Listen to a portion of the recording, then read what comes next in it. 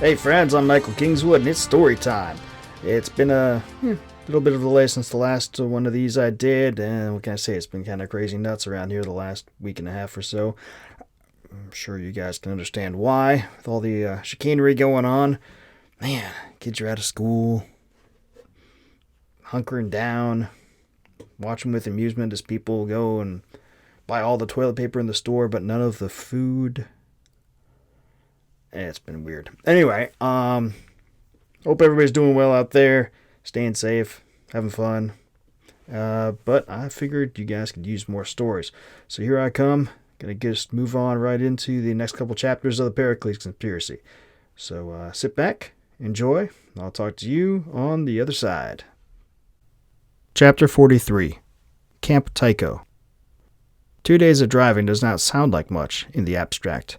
But what Jervis failed to mention in his description of the distance, or rather what Joe failed to truly appreciate, was that it was almost literally 2 days, 2 entire 24-hour periods, from Brisbane to Camp Tycho, past the mountains to the city's west, and into the outback beyond, where the settlements were few and far between, and then further still into the vast desert that dominated the continent's interior. They stopped only for fuel. Those stops were few enough that they carried extra fuel cans within the vans so they could ensure they made it to the next one, and for calls of nature. Fortunately, the vans were large enough that they were able to lie down in the back and sleep in shifts. But the sleep was short and fitful, as more often than not the van would hit an uneven patch of pavement or a pothole and jar the sleepers awake. By the time they reached their first rally point, 2 hours from the camp, Joe was exhausted. The rally point lay within a small box canyon that descended into the earth beside a butte. Joe had no idea if that's what they called them down under or not, but that was the only word that came to mind, that stood out from the flat countryside like a beacon. At first she had objected. It was too prominent a landmark. Surely stopping there would leave them visible to tourists or patrols or you name it. But the canyon was deep and would shield them from prying eyes, and there was no other option that would even come close to offering good concealment for a long way in any direction. They needed to rest after the long drive, or they would certainly fail, and this was the best place for it. It was a risk, but a reasonable one. All the same, Joe made sure to set a watch up near the canyon's entrance before putting everyone else in the rack. Thomas brought the van to a halt behind a small rise and turned off the engine. In the passenger seat, Joe peered out the windshield toward the top of the rise, where the glow of electric lights a small distance away eclipsed the stars.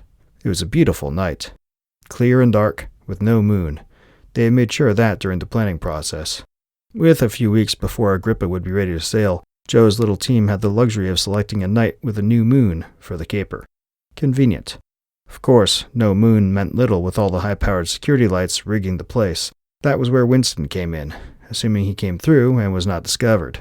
That was just one of the many things that could go wrong tonight, but Joe actually felt good about Winston's role. He had as much to lose as any of them, maybe more, if this thing went south. Joe glanced down at her wrist chronometer and frowned. 5 minutes until the second van was due to arrive. They had waited until just after sundown and staggered their departure from the box canyon in order to draw less attention.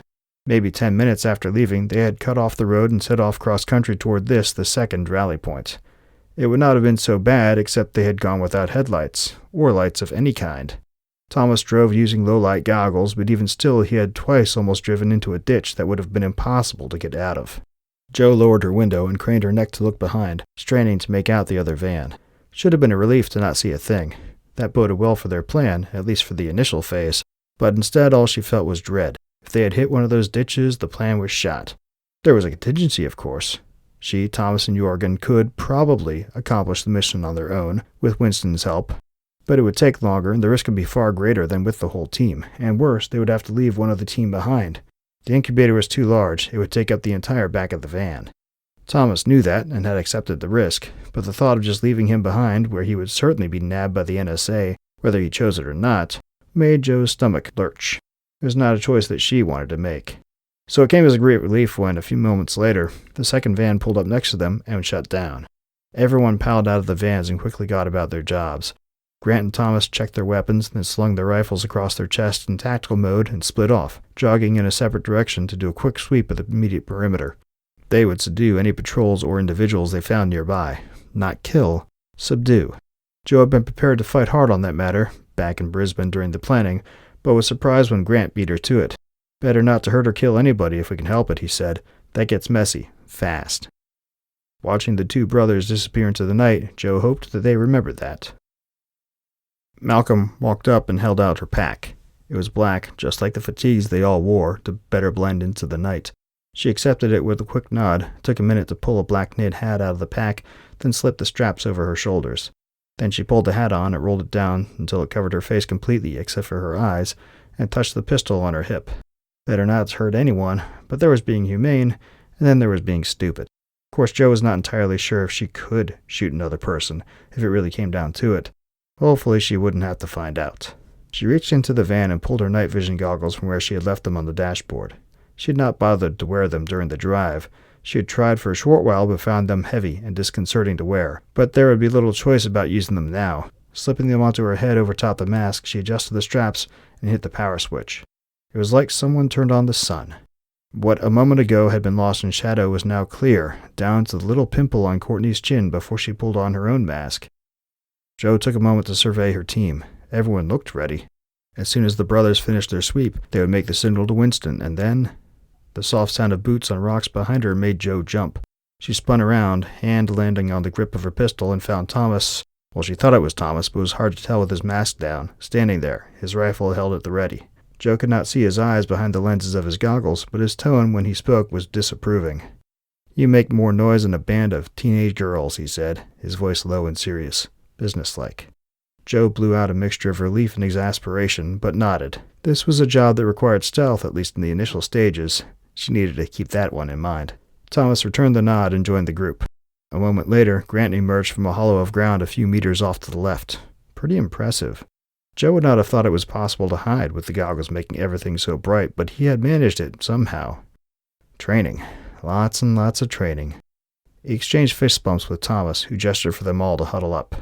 "The position is secure," Thomas said in the same low tone of voice. "Looks like they have beefed up security since our last brief from Winston, though. I counted half a dozen guard posts." He paused and looked at Grant, who nodded, confirming the count. Joe cursed softly. "Is it too much?" Thomas did not answer for a long moment. Then he shook his head. "No. They're spread out enough that we ought to be okay if we can take 2 of them down, but we're going to have to move quickly. Once Winston cuts the power, there will be a few minutes of confusion. In that time, you'll have to get the vans in and out of sight or we are done. What about the guards? We'll take care of it." He said no more, and Joe decided she did not want to know. "All right," Joe said. "Everyone ready?" Again, nods all around. "We'll wait for your signal," she said, and Thomas nodded. The two brothers departed swiftly, again disappearing like ghosts, despite the better visibility from Joe's goggles. She shook her head at their prowess, then stuck up her index finger and made a little circle in the air. "Mount up." She got back into her van and turned on a small wireless receiver that lay on the console between the 2 front seats. A moment later, Malcolm joined her, taking the driver's seat. She was not sure because of his mask, but she could have sworn he was grinning. "What?" Malcolm turned to her and made the little finger circle again. "Really?" Joe rolled her eyes, but did not reply. Malcolm just chuckled and started the motor. And then they sat, awaiting the signal that would set the path for the rest of their lives. Chapter 44. In and Out. It seemed to take forever, but when Joe checked her wrist chronometer, only about 10 minutes had passed when the wireless receiver clicked 5 times. A second later, the lights over the hill went out, all at once, then completely. A second or two later, the sound of an explosion reached them, causing Joe to jerk upright in surprise. That was not part of the plan. She was about to signal Grant and Thomas to fall back, but the van next to her sped off toward the crest of the hill. Courtney and Jorgen apparently had no qualms about proceeding. Joe and Malcolm shared a look. "I guess we go," he said, and floored it. As they crested the hill, Joe immediately saw the source of the explosion. At the rear of the camp, an outbuilding was ablaze. It was too far to see, but she was certain people were rushing in to fight the fire. And were those high-tension power lines running into that building? Well, that was one way to turn out the lights. The ride across the desert to the camp was bumpy, jarring, dangerous, terrifying, exciting, and blessedly short. Their rally point lay only a couple kilometers from Camp Tycho's main gate, and they covered the distance quickly. Not quickly enough to catch up with Courtney and Jorgen, though. Malcolm drove all out, but whichever of those two behind the wheel drove like a madman.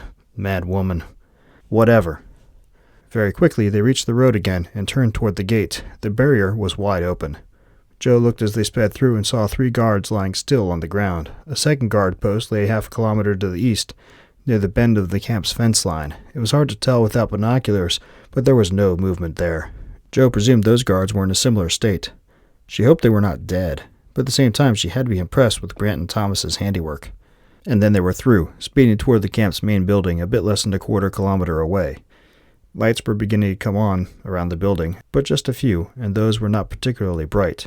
Emergency lighting, run on batteries and usable mainly to guide people out of the building in an emergency. Joe found herself surprised. An important outpost like this must surely have a backup generator somewhere. Like in that outbuilding? The explosion made all the more sense if that were so. Malcolm turned left, hard, and it seemed he never took his foot off the accelerator, because for a second Joe thought the van was going to turn over.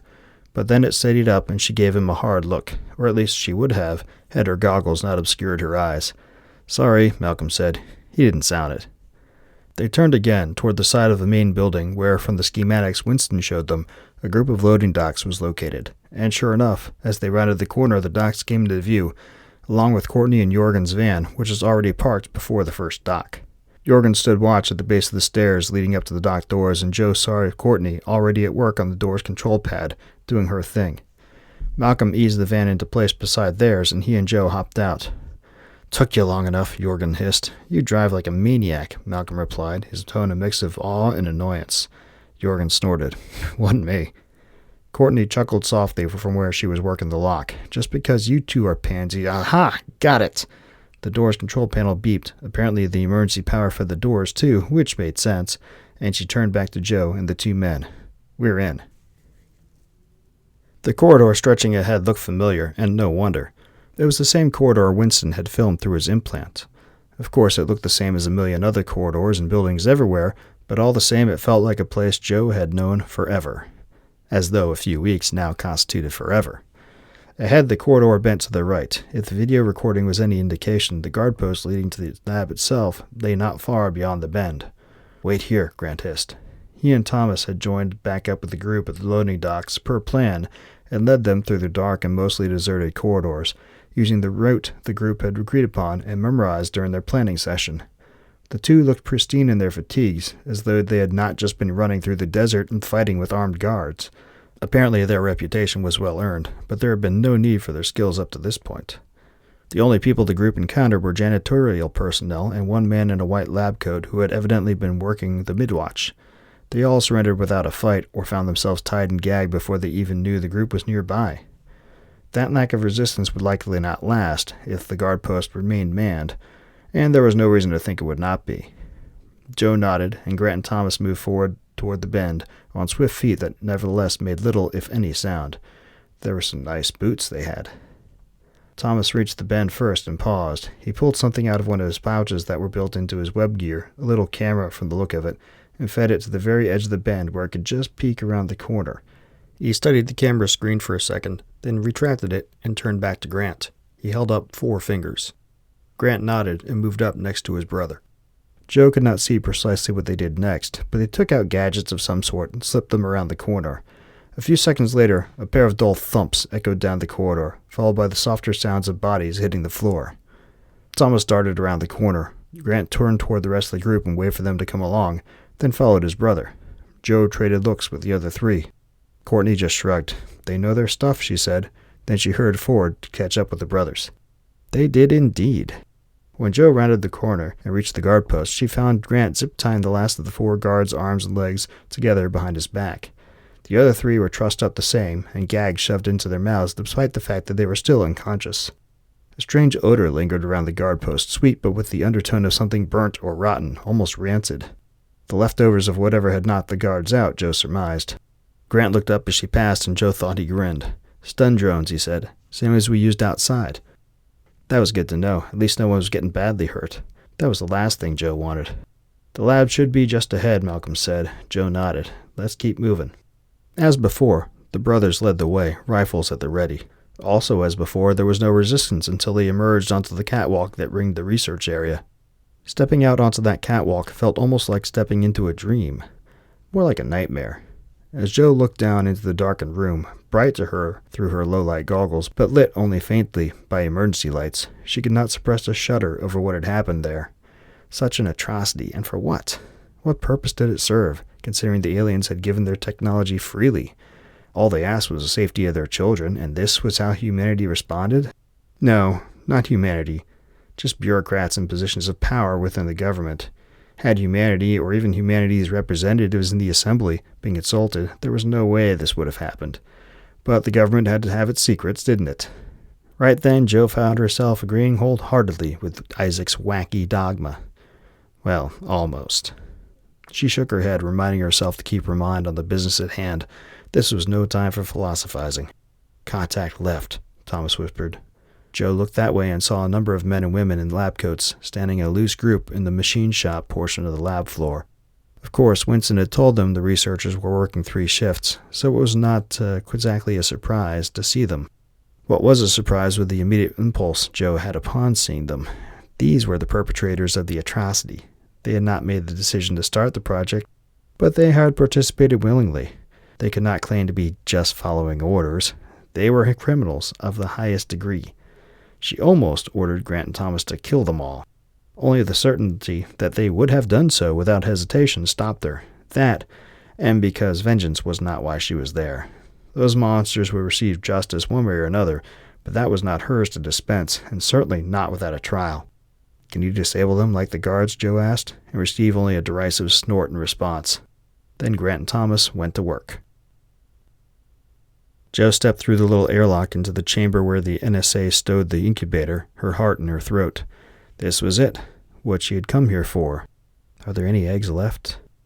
Jo froze mid-step, her blood going to ice water at the thought. She had never even considered that. The NSA had been doing experiments for months, and was on the verge of wrapping up. Why would they keep any of the eggs intact, if that were the case? Much easier to just dispose of the last ones that would not be needed for their ghastly research. Oh Lord, please let them not have done that, or this would have all been in vain. Steeling herself for the worst, she pushed through the inner airlock door and stepped into the chamber beyond.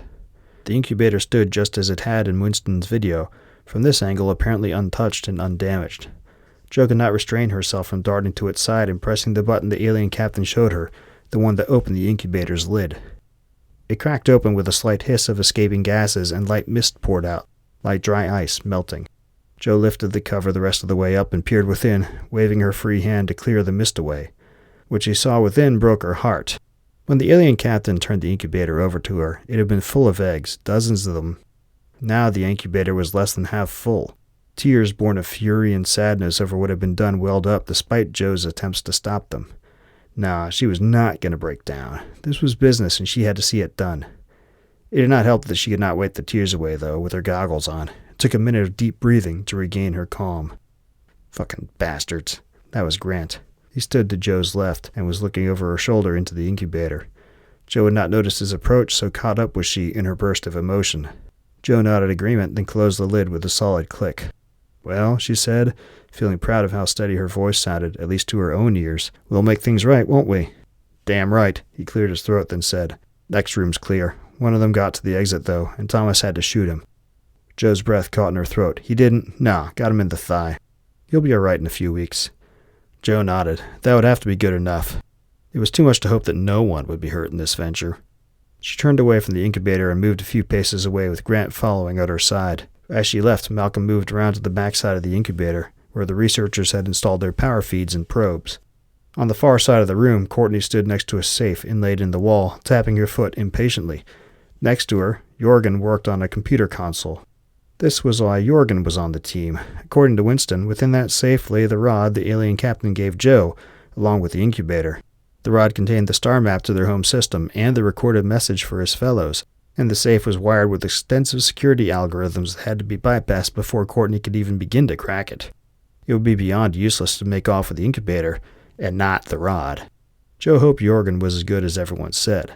Then again, so far the rest of the team had more than proven their worth, and she had no reason to doubt it. "I think we have it under control here," Jo said to Grant. He nodded and turned on his heel, then disappeared through the airlock leading into the medical lab section, where Thomas was waiting. Together they would reconnoiter, as they called it, through the lower-level corridors that the team would need to use to get out of the complex. Jo watched them go and tried not to think of all the things that could go wrong with the team split up like this, but they needed to know what lay ahead. They would not be able to move as quickly with the incubator in tow. Good thing it had that hovering system, or moving it would literally take forever. It was really heavy.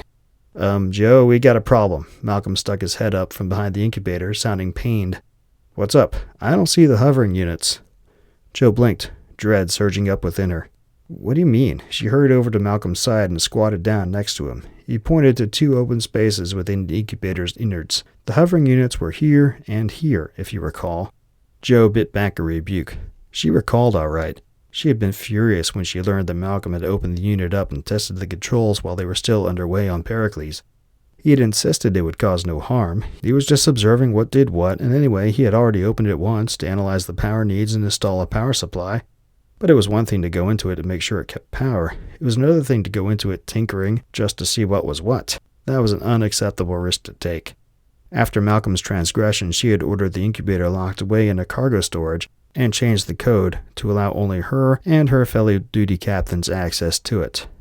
You can't be sure that was the hovering system, not after only that one look. Malcolm leveled a direct stare at her, or what passed for a level stare beneath his goggles. That was not the only look I got. You're not quite so clever with codes as you think you are. Joe's jaw dropped open in shock. He had not. But even beneath his mask, it was obvious Malcolm wore that self-satisfied smirk that always annoyed Joe to no end. He had. That insubordinate, obstinate fool of a man. She bit back a snarl and stood, moving over to the incubator's control panel. She tapped the control that the alien captain used to put the incubator into hover. Nothing happened. Oh, hell. She tapped it again. Still nothing. Son of a bitch. Malcolm nodded, also standing. Told you. Joe had to restrain herself from hitting him. Okay, so the heist is in full swing now, and we're deep into the enemy lair. And finding all the gadgets and the gizmos and the eggs in their hovering systems that aren't there, and now we're getting fun. So clearly lots more to do, but obviously it's going to be super easy, as you can tell. No possible issues will come up. It'll be perfectly fine. Nah. Couldn't possibly be any issues here. So, come back next week and we'll talk about the next couple chapters. Actually, not next week. I'm going to put out another episode here in just a couple days to make up for my lack last week. And because I want to. So, come back whenever the next one gets put up in a couple days, I guess. And I'll do the next couple chapters. Or go buy the book. I won't be mad at you if you do that, and you can read ahead of where I'm reading, and that'd be great. Another cool thing to talk to you about, I am doing a thing called a Kickstarter campaign, which if you guys have been around for a while, you probably know what Kickstarters are. It's a crowdfunding thing to raise funds, hence crowdfunding, to do a project. And the project I'm doing is, as you know, I've got my Glimmervale books, the 5 Glimmervale novels, and there's only one published short story, but I actually have written 5 now. I just wrote another short story about it about a week ago that are ready to be put out into the world. 3 of them are ready to be put out into the world anyway. And you may recall about a year and a half ago, 2 years ago now, I did an audiobook of the first book. And in fact, I think the first thing I did on this podcast was Veritas Morte, and then shortly after that we went through Glimmervale. Excuse me. With the audiobook version of it on here. Now, the problem is I intended to do all 5 of the novels and all the short stories, but the guy who was doing those on narration, he had a serious medical issue, and it took him months to get through it. But even then, he was like 2/3 of the way done with Outdweller, the second book, when this thing hit him, and even after he got over the medical thing, he just wasn't up for narrating, and frankly I lost track of him, and I've given him a bunch of time to get back on the horse, but really at this point it's like, well, shoot, I need to move on. Yeah, right, because it's been over a year since the incident with him. But anyway, the issue is that A, audiobooks are real expensive to make, and B, I'm going to have to remake the first book, as well as the other ones, if I want to keep the narration consistent. And I was like, I've added up all the money for that, and it's like, man, that's a lot of money. Let's see if we can raise some money on Kickstarter. And so far, I set the goal for the campaign pretty low, enough to do just one book. And if I do just the one, I'll do Outdweller and then come back and do the others later. But that's also so. The true goal, is to get as much as possible in order to do all the books. Now, I don't know. We'll see. This has been going for about a week. We're about halfway to my small goal. And if you guys haven't heard about this campaign so far, please go check it out. I'll put the link in the show notes so you can go see what's going on there. I'd appreciate any help you can give. And even if you can't support the campaign, just go and spread the word about it. That'd be great. Because I don't know about you, but I love audiobooks. I hate that these books are not fully into audio and that I've had to do it so slowly. And fundraising will probably help to, fundraising, if it's successful, will certainly help to get past the taking forever aspect of it. Okay, so that's all I've got. Hope you enjoyed this episode and come back for the next one. Be good, stay safe, stay healthy, but above all, until next time, don't do anything I wouldn't do.